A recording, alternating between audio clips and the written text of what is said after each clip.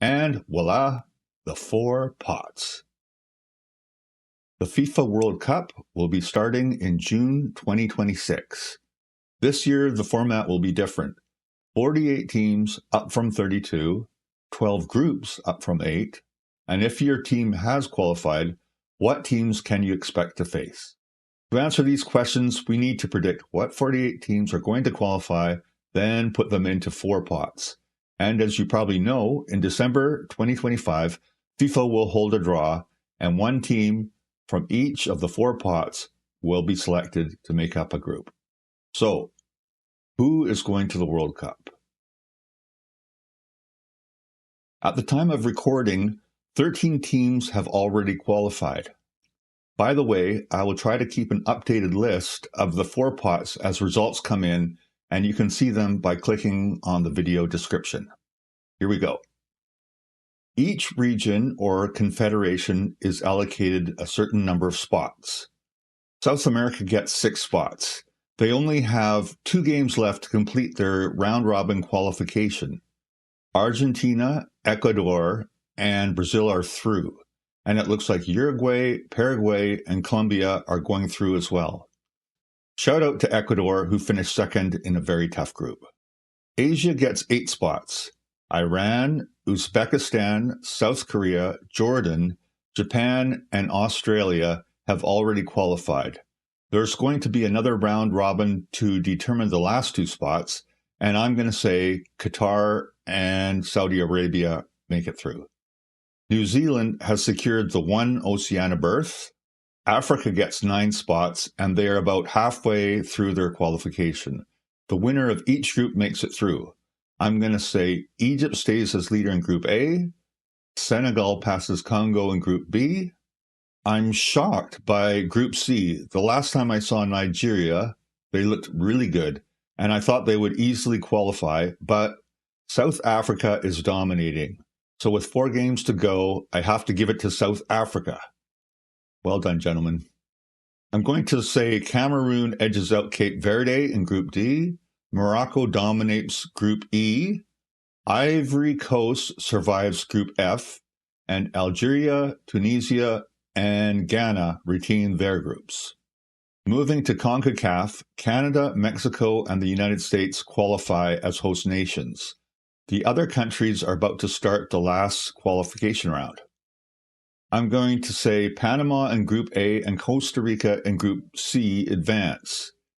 In Group B, Jamaica has the best players, but I'm going to call an upset and Curacao advances on its excellent team play.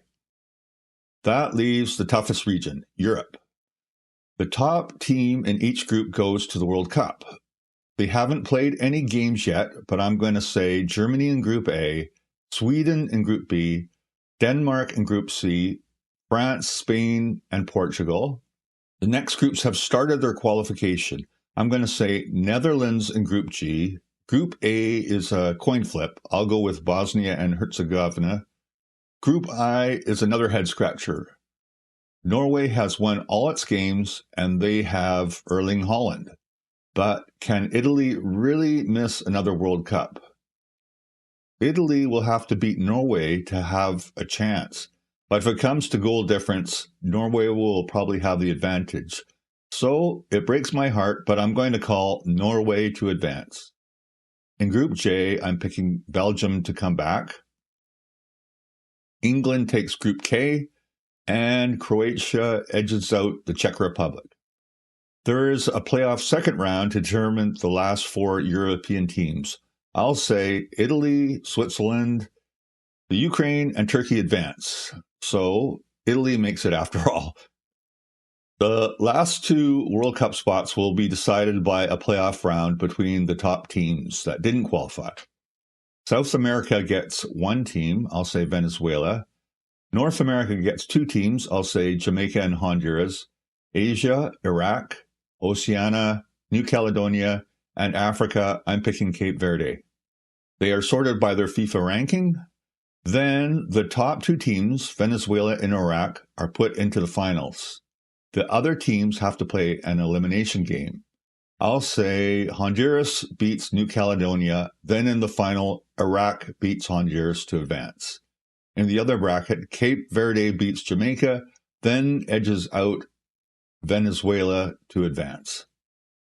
Now we have all 48 teams.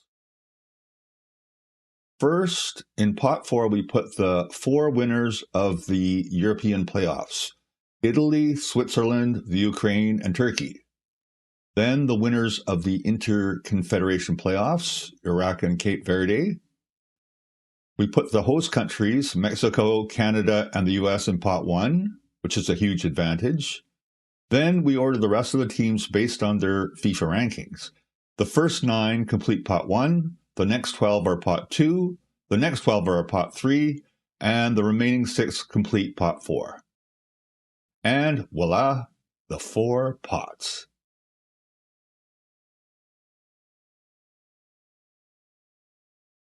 You can now see who your team could face.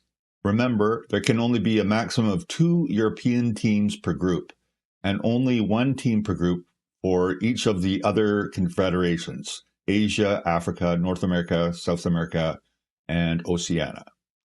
So just for fun, let's make a group of death and a group of life. The group of death would probably have Italy from pot 4, and I would say Croatia from pot 2. That's 2 European teams. So from pot 1, we can't have another European team like France. Why not the current World Cup champions, Argentina? Pot 3 is a tough call, but I'll say Egypt and Mo Salah. There it is: Argentina, Croatia, Egypt, and Italy. That would be crazy. Now, how about a group of life? A group where a non-favorite team could advance. I would say Canada from pot 1. For pot 4, Canada's from CONCACAF, and so is Curacao, so it can't be them. I'll say New Zealand. In pot 3, I'll say South Africa. In pot 2, the lowest ranked team is Sweden, but I think they are pretty good. The next is Ecuador, but they are currently second in the South American qualification, so they are hot. I'm going to say Australia. Canada, Australia, South Africa, and New Zealand. Interestingly, these countries were all part of the British Commonwealth, and they all had Queen Elizabeth on their coins. By the way, I heard she was an Arsenal fan. If they get hot, any one of these teams could advance. The top 2 teams in each group advance to the next round, the round of 32. But also the top 8 third-place teams also advance. So even if your team finishes 3rd, you have a good chance of advancing. Okay, that's it. Thanks for watching. Ciao for now, and best of luck.